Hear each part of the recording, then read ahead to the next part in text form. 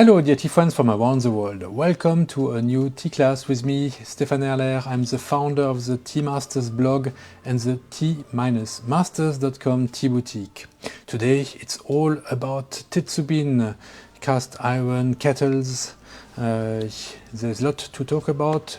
We're going to see the history, background, why they are such a great tool to have, lots of other reasons why now is a good time to purchase cast iron kettle, and especially the ones that I have here in my selections, because they are old, and I will tell you the difference between old and new kettles, and I will also tell you one secret that I don't see anywhere on the web, how to really evaluate how good the quality of a kettle is.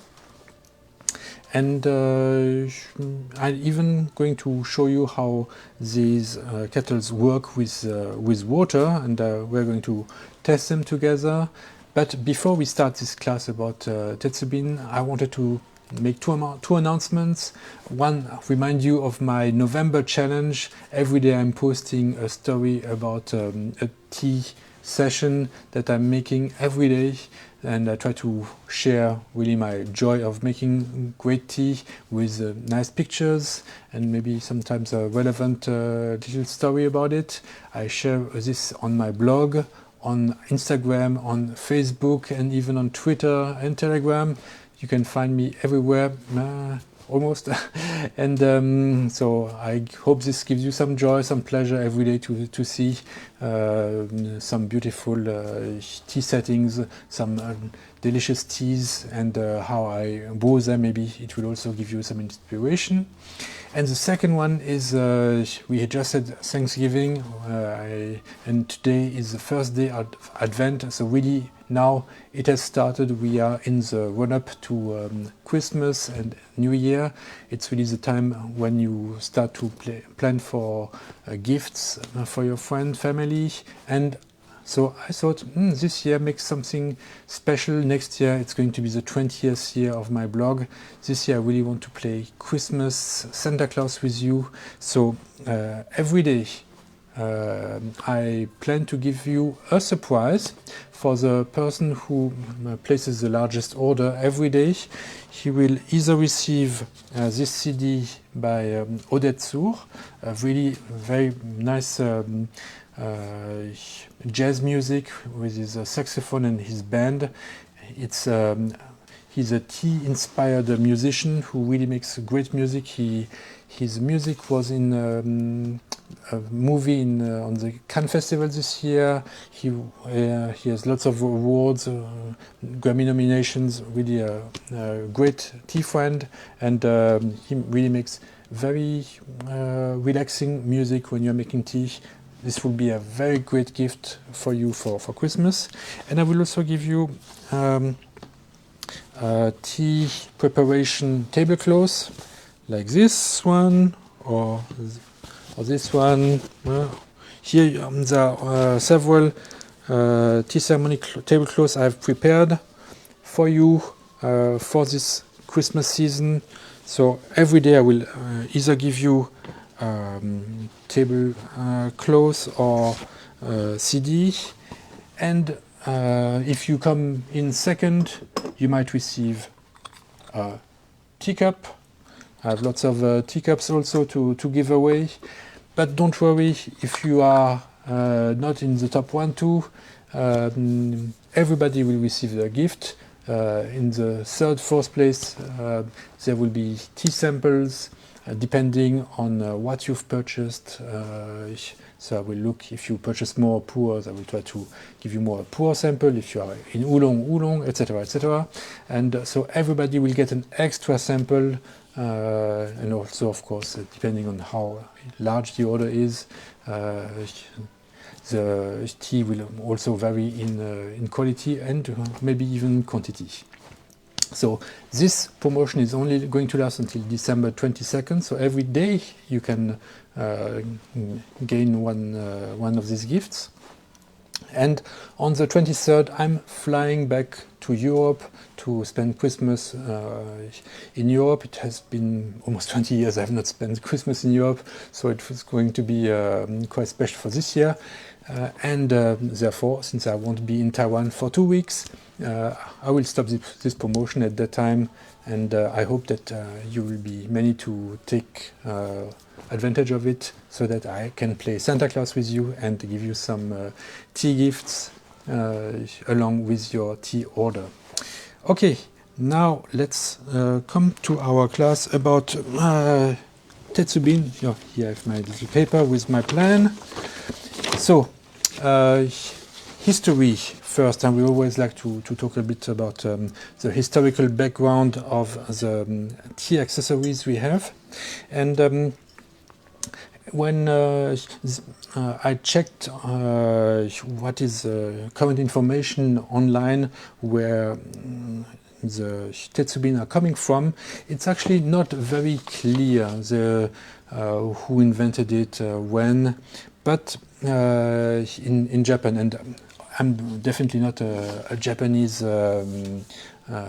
expert, but actually these kettles are linked to our tea culture from China, and the really origin for this device can be found in the Tang Dynasty. And what we have to know is that the Japanese Chanoryu tea ceremony is actually a mix of Tang Dynasty and Song Dynasty tea preparation. For the tea whisking, it's based on the Song Dynasty, but on the water part, heating the water in the Chanoryu, actually it's based on the Tang Dynasty. And in Tang, tea was also ground in powder, but not as fine as in the Song, but it was cooked in it was called a fu in Chinese, and this would actually be the kama in Japan, in the Chanoryu. So it would be, so instead of being something like this, you take away the spout, and it would be something like very cylindrical, where they boil water simply over some charcoal. In what in the Japanese call it a furo. So here we have again fu, which actually in Chinese is the container where the tea is boiled, but in Japan it would only be kind of a kettle for the water, and then using a bamboo spoon to take this water and place it in the bowl. And when the Japanese started to brew sencha in the sencha-do way, very similar, also inspired by the gongfu-cha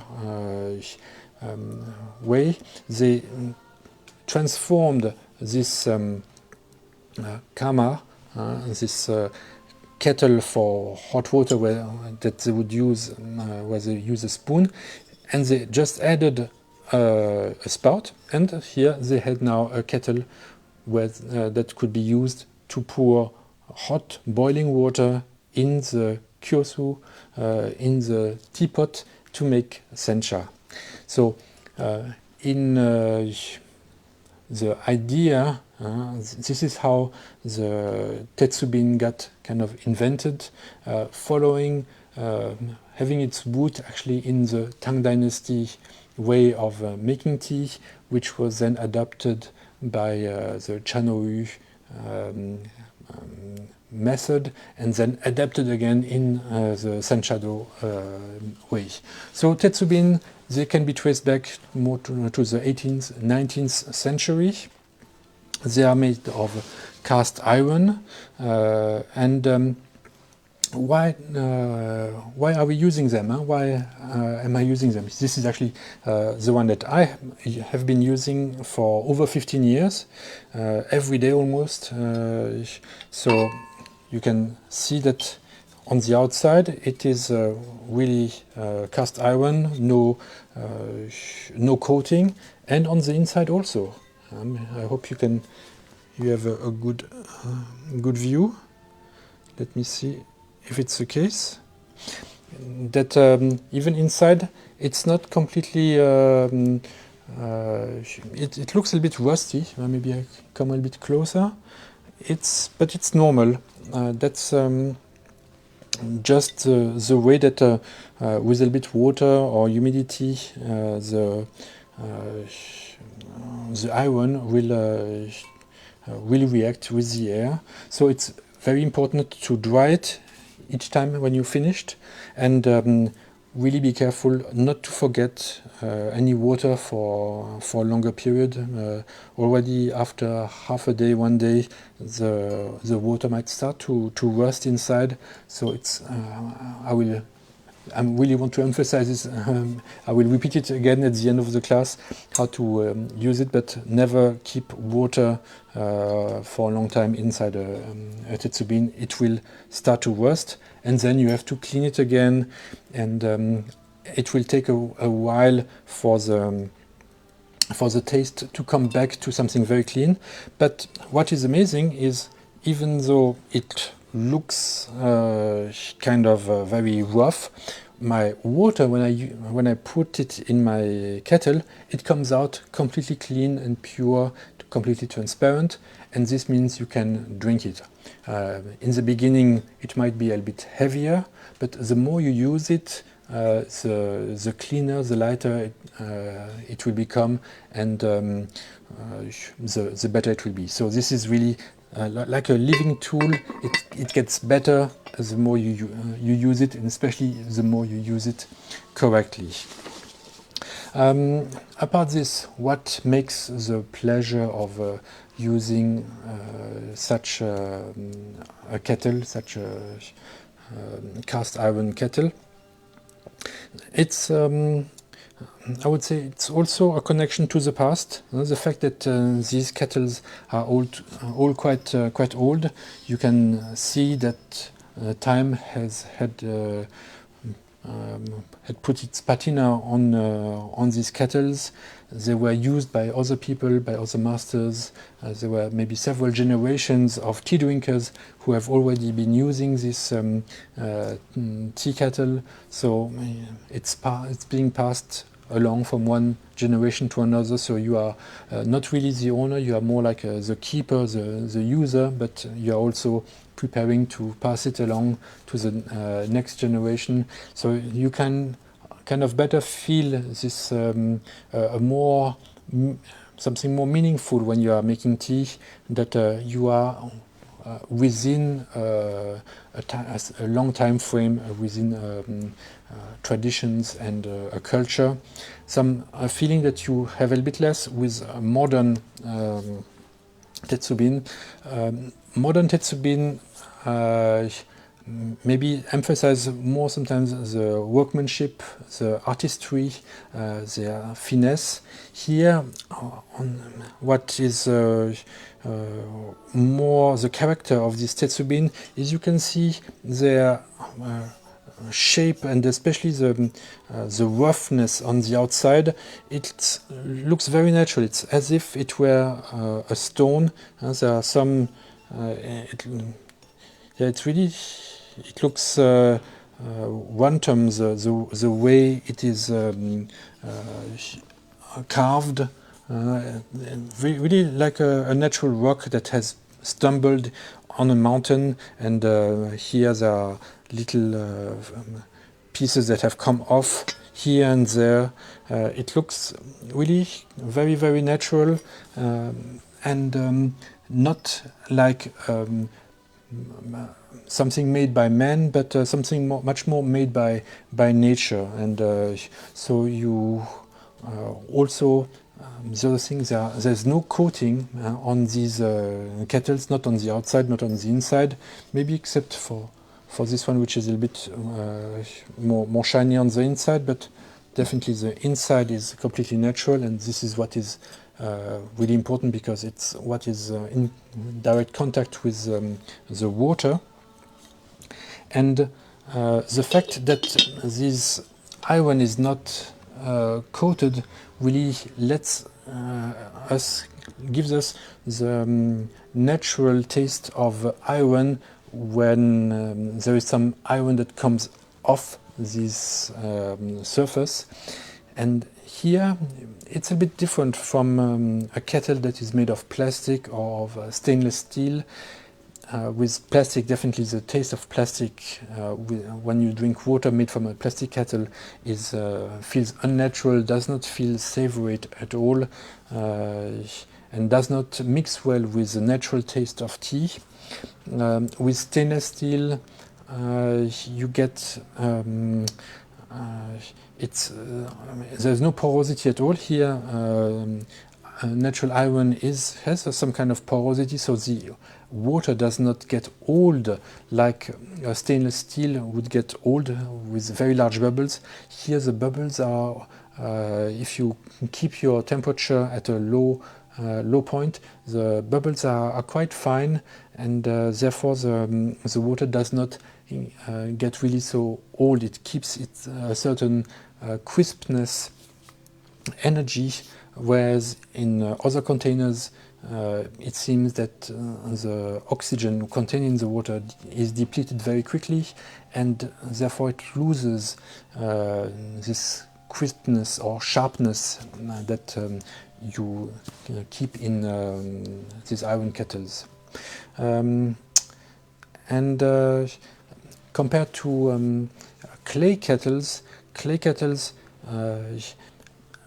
in order to be resistant to fire and not to break at a high temperature, they have to add some materials that nowadays maybe not 100% natural, maybe they are a bit chemically tainted, so this will impart some taste.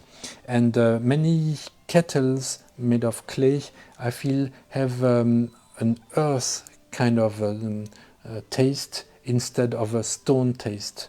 This is one of the defects. The water tastes more like tastes a bit earthy and dumb, whereas with an iron kettle the water tastes more sharp and energetic, and adds to the aftertaste of the tea. Especially it goes very well with pu'ers and with roasted oolongs, but actually even with high mountain oolongs. It's really only with green teas that I would more recommend a silver kettle, which is the purest, but it's still also possible to use a tetsubin with green tea. So these kettles, they do their job very well. The fact that they are old, we know that at that time there were much fewer chemicals used in producing these kettles. Therefore, they all have kind of a very similar black color. Nowadays, you can see very much more fancy colors, and this should lead you to wonder how they obtain these fancy colors, probably due to some chemicals that are added to the iron, and then we don't know what is the taste of these chemicals in contact with water. In both old kettles and new kettles, there's always an off smell.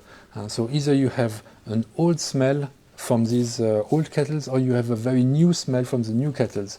Now I feel that the old smell actually feels more natural and will go away probably faster than the new smell, because these kettles have already been used in the past. It's just a matter of going back to using them.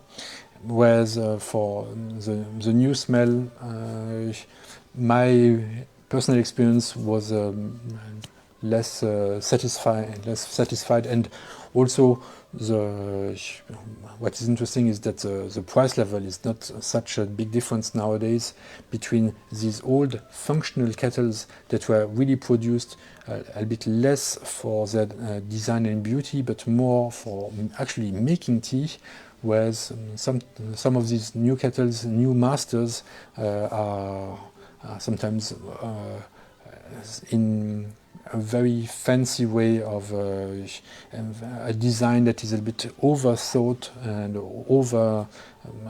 and not so natural anymore. I really like these natural designs. And now let me give you one of the secrets that you don't find on the internet. What is really the key way to understand or to evaluate the quality of these tetsubin? And of course, the quality of a tetsubin is completely linked to the water it will produce, and this water quality will depend on the iron quality. How do we test? How do we evaluate the iron quality? Is by listening to the sound of the kettle, because the higher the pitch of the kettle, the more compact, the more concentrated the iron is, and this is a sign that this kettle is of a good quality. So let's hear these kettles. Okay, kettle number 1, kettle number 2,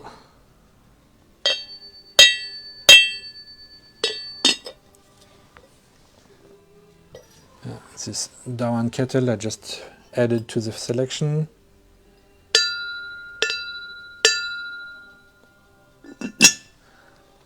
And this beautiful kettle with some gold and silver inlays on the handle.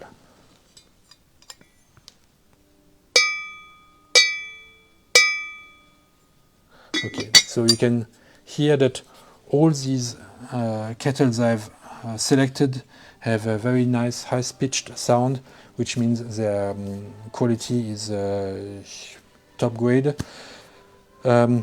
Probably another thing that you want to see is how the water flows from this kettle. So I propose to do something that you cannot, that is difficult to do on in the shop, is to actually demonstrate how it goes.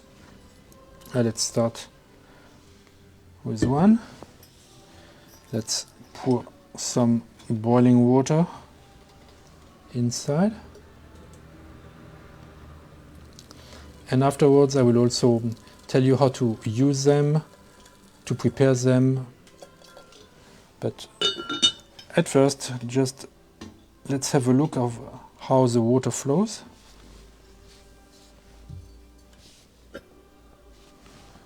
You can put your fingers here. You can see it comes out quite nicely. Or actually, the best way is to pour the water in another kettle. Like this, we have water for the next experiment. Up. Of course, here we have the handle that, so the flow can be well controlled.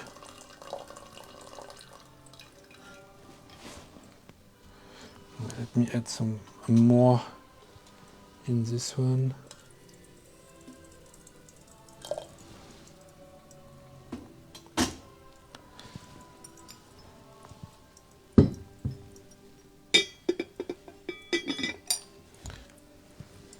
Let's do number 2.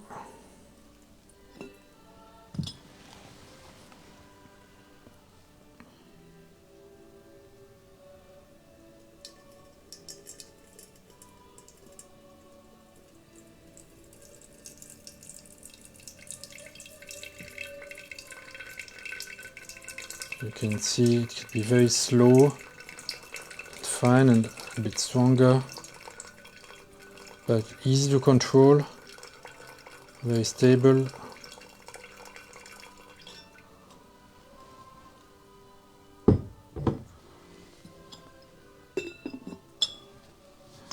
And now in this one,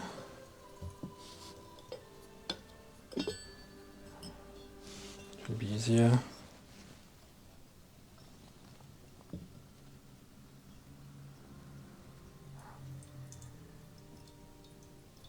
Yeah.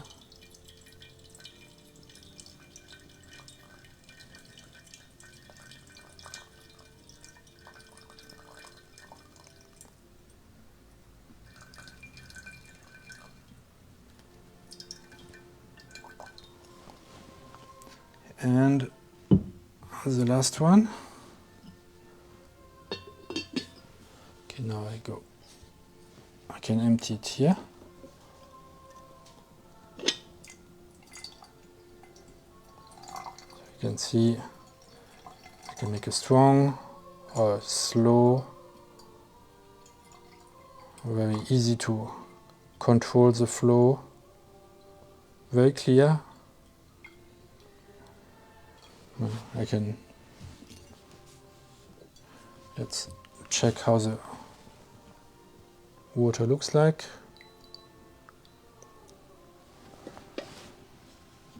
Okay, there are a little bit of iron coming out, but given that we've gone from 4 kettles, it's quite normal. So the way that you would first use it when you receive such an old kettle at home is first you could wash it with some rice water, so water that was used to wash the rice. This kind of white water is quite nice to softly clean without any detergent the inside of the kettle. And then you empty it, you fill it with clear water, you warm it to a boil, and you empty it. And each time that you repeat this a couple of times, and each time that you do this, you take a little sample and you try it until you find that the taste of the water is first that the look of the water is clean and transparent, and that the taste is not too heavy. And usually after several times, 2-3 times, because I've already done this at home to help you clean them, it will be clear enough that you can start to use it. And the more you use it, the cleaner it will become, the less iron little particles will come out of the kettle, and then there will still be a little bit of iron. This is normal because there's no coating, but this is also what gives this nice sweet taste, and which will help this long aftertaste and improve the quality of your water compared to other kettles. And once you finish using your kettle, when you are done with your tea session, what is important is to open it. Usually, if the kettle is if the water was boiling, the kettle is quite warm, so it's enough to empty the kettle, and the heat of the kettle will help to let all the moisture come out, and this is usually enough to dry the kettle.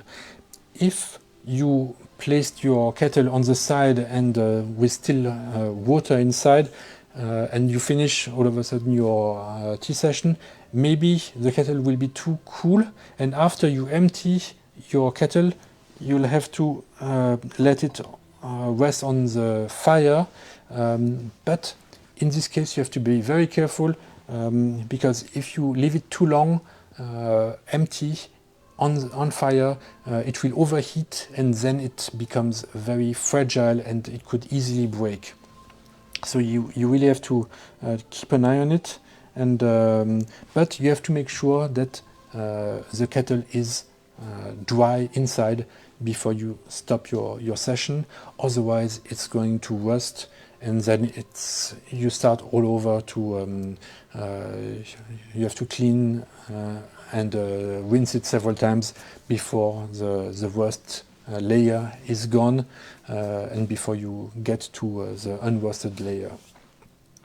And another trick I want to give you is when you heat your kettle, don't heat it on a fire that is too powerful.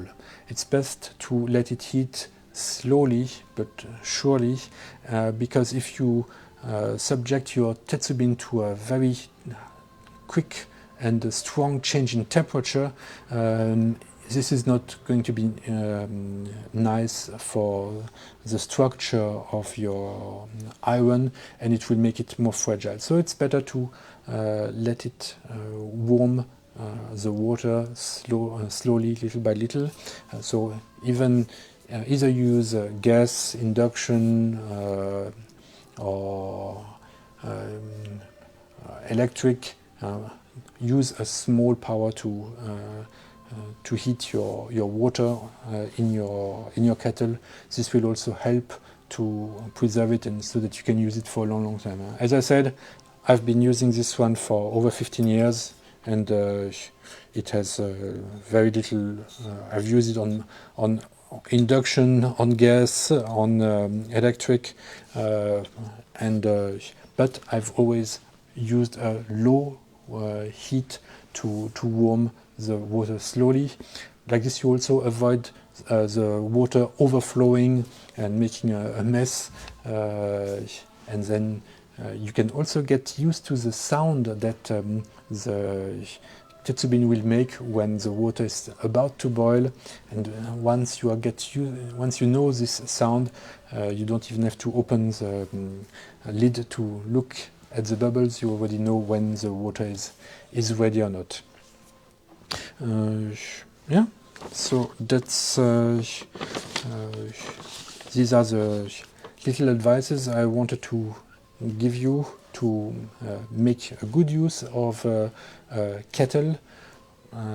Now is also a very good time because the yen is particularly at a low point to the dollar, so the tetsubin I'm able to get from Japan are priced very fairly, and I think they can only increase in value, and these old kettles are not going to be many more. It's easy to make a new tetsubin, it's difficult to make an old one.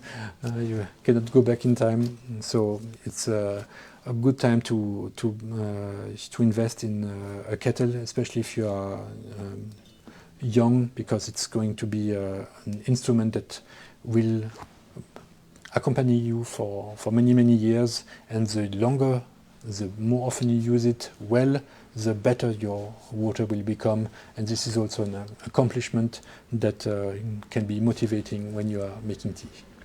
Okay, thank you very much for your interest, thank you very much for watching. I wish you a wonderful still Thanksgiving festival, and today is the first Advent, and I'll see you next week for another new class about a healthy life with good tea. And I look forward to seeing you. Bye bye.